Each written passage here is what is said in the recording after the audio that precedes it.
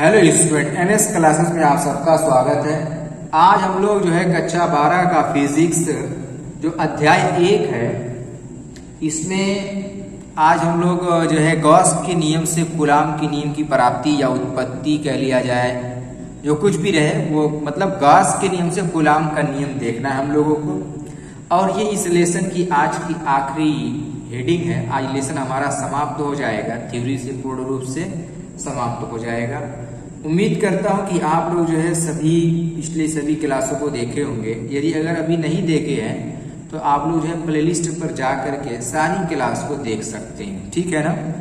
तो चलिए देखिए गॉस के नियम से कूलाम के नियम की उत्पत्ति कैसे होगी, कैसे करना है। देखिए यहाँ पर तो मैंने लिखा भी है, यहाँ पर सब कुछ यहाँ पर स्टेटमेंट लिखे और फिगर को बना दिए हैं। क्या लिखे कि माना निर्वात में एक बिंदु आवेश प्लस क्यू बिंदु O पर स्थित है। यहाँ पर कोई बिंदु O पर स्थित है हमारा, यहाँ पर देखो बिंदु O है, ये मतलब इसके त्रिज्या केंद्र है। केंद्र पर जो है प्लस क्यू आवेश स्थित है और इससे O केंद्र तथा R त्रिज्या का एक गोला खींचते हैं। यहाँ पर एक जो है गोला खींच लिया गया, O को केंद्र बना दिया जहाँ पर स्थित था, और यहाँ पर हमने एक गॉसियन पृष्ठ की कल्पना कर ली है। अभी इस चीज को हम लोग यहाँ पर लिख करके दिखाएंगे। यहाँ पर एक गॉसियन पृष्ठ की कल्पना कर ली है। अब यहाँ से पहले हम लोग वैद्युत क्षेत्र की तीव्रता निकालेंगे, फिर उसके बाद हमारा जो है कूलाम के नियम की उत्पत्ति भी हो जाएगी।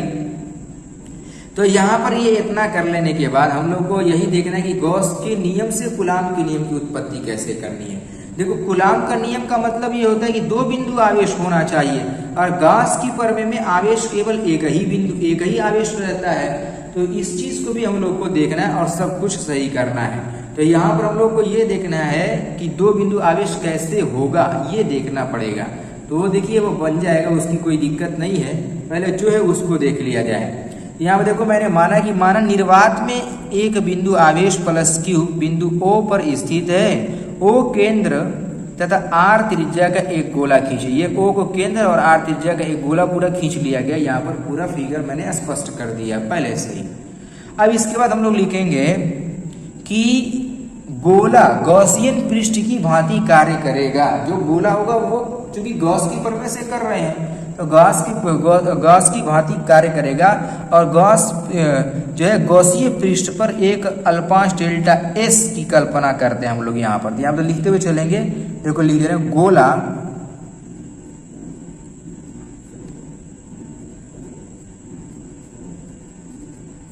गॉसीय पृष्ठ की भांति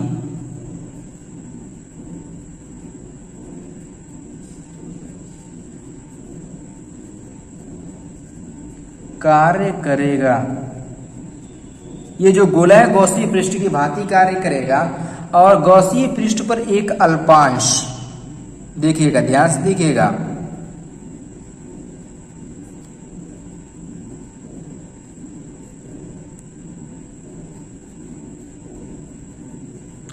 एक अल्पांश में छोटा सा पॉइंट,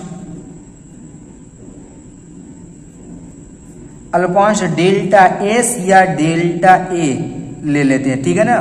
A भी क्षेत्रफल को प्रदर्शित करेगा, S भी देखो यहाँ मैंने S लिया है, चलो इसको भी एक कर दे रहा हूँ, यहाँ पर लिख दिया हूं। तो डेल्टा A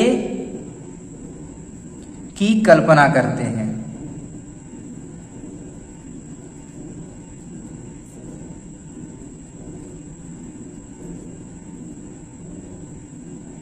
और फिर हम लिखें जिसकी दिशा विद्युत क्षेत्र के अनुदिश है, ये सब लिख देंगे।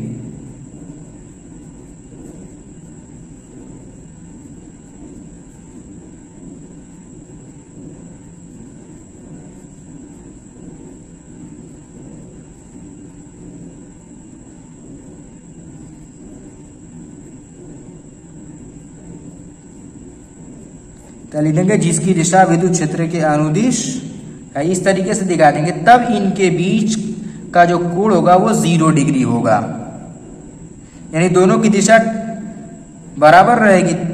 और उसके बाद ऐसी कंडीशन हम लोग लिखेंगे कि तब थीटा बराबर हमारा क्या हो जाएगा, 0 होगा। ऐसी कंडीशन में थीटा का मान हम लोग को जो मिलेगा वो 0 मिल जाएगा।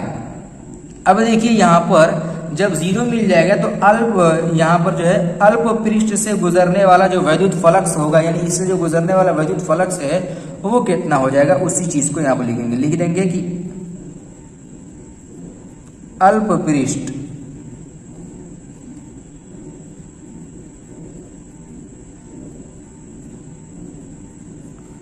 से गुजरने वाला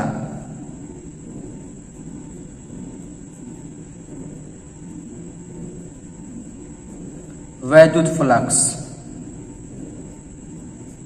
तो जो वैद्युत फ्लक्स होगा अल्प के लिए है तो डेल्टा लगा लेंगे। तो delta phi E is equals to हमारा हो जाएगा vector A dot vector E vector A, ये हो जाएगा।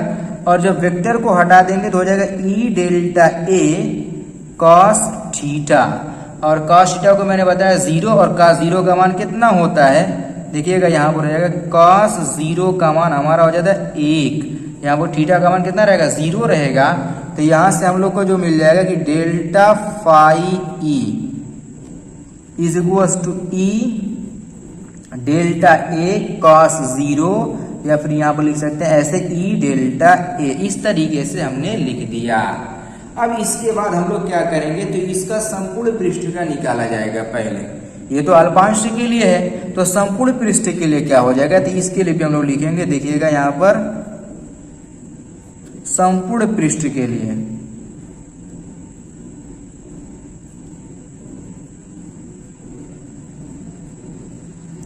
तो जो संपूर्ण पृष्ठ के लिए हमारा हो जाएगा, तो यहां पर रहेगा इंटीग्रेशन डेल्टा फाई ई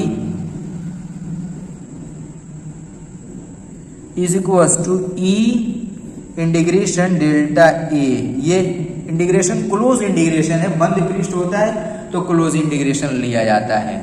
अब देखो इसका हमारा हो जाएगा कि फाई ई, और ई का तो कुछ नहीं होगा, और यहाँ पर ये क्या हो जाएगा, देखो ये हमने वृत्त नहीं है, ये गोला लिया है, ये इसमें घन होता है, मतलब ठीक है 3D स्ट्रक्चर होता है गॉसियन पृष्ठ में। किताब में देखिएगा 3D बना करके दिखाया है। तो यहाँ पर इसका क्या हो जाएगा, हमारा 4 पाई आर स्क्वायर हो जाएगा। यानी यहाँ पर हम लोग दिखा सकते हैं कि इंटीग्रेशन डेल्टा ए का जो मान हो जाएगा वो 4 पाई आर स्क्वायर रहेगा। तो यहाँ पर रहेगा कि 4 पाई आर स्क्वायर यहाँ पर लिख देंगे, ठीक है ना। अब देखो गॉस की प्रमेय से यहाँ पर दिखा देंगे, गॉस की प्रमेय से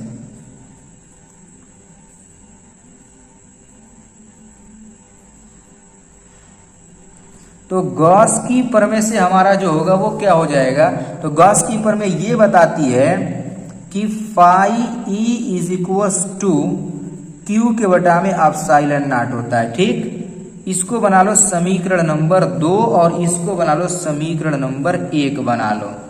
अब देखो समीकरण 1 और समीकरण 2 से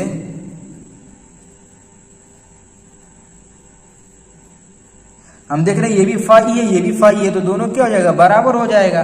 तो दोनों को बराबर करेंगे तो हमारा क्या हो जाएगा यहां से कि E into 4 pi R square बराबर हो जाएगा क्यू के बटा में एप्सिलॉन नॉट हो जाएगा।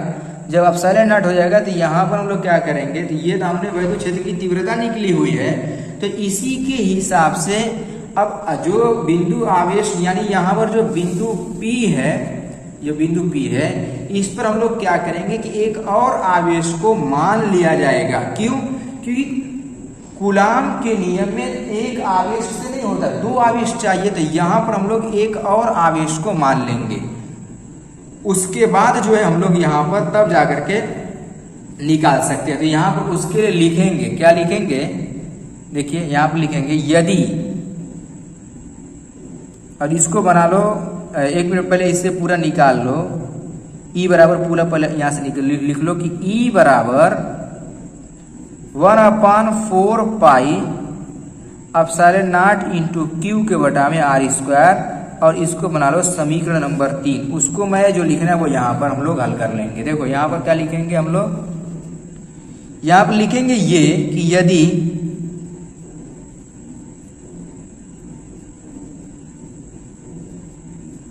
बिंदु P पर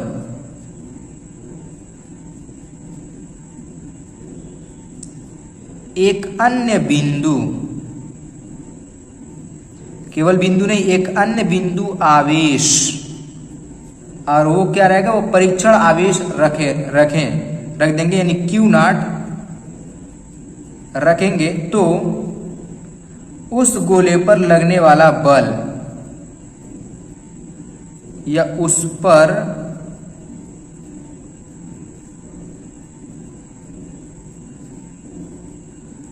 लगने वाला जो बल हो जाएगा वो हमारा क्या हो जाएगा कि F बराबर Q0 E हो जाएगा। फॉर्मूला होता है F बराबर Q0 E बराबर यह F के बटा में Q0। आप लोग विद्युत क्षेत्र की तीव्रता में इसी लेसन में पढ़े, वहां से ये फॉर्मूला बन गया हमारा।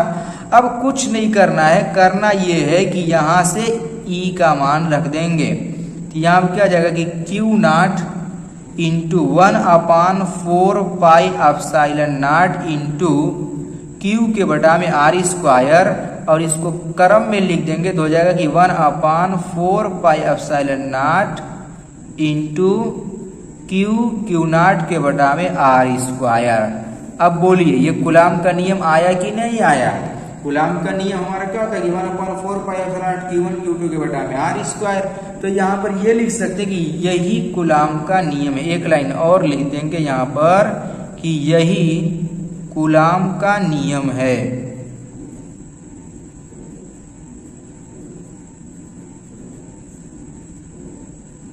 इस तरीके से लिख करके छोड़ देंगे कि यही कूलाम का नियम है, बस हो गया हमारा हल। तो ये था हमारा आज जो है हम लोगों ने पहला अभ्यास को समाप्त कर लिया। यहाँ पर ये वाला जो मैंने अभी टॉपिक बताई है, ये वाली टॉपिक किसी जो है बोर्ड में है, ठीक है ना, मतलब हर जगह नहीं है, कहीं के किसी बोर्ड में है, लेकिन परीक्षा में बहुत बार पूछा गया है, इसलिए मैंने इसको बता भी दिया है। अब इसके बाद हम लोग इसके अभ्यास के न्यूमेरिकल वगैरह को भी इसी पर हम लोग कर लेंगे, यूट्यूब पर ही कर लेंगे सारी क्लासों को।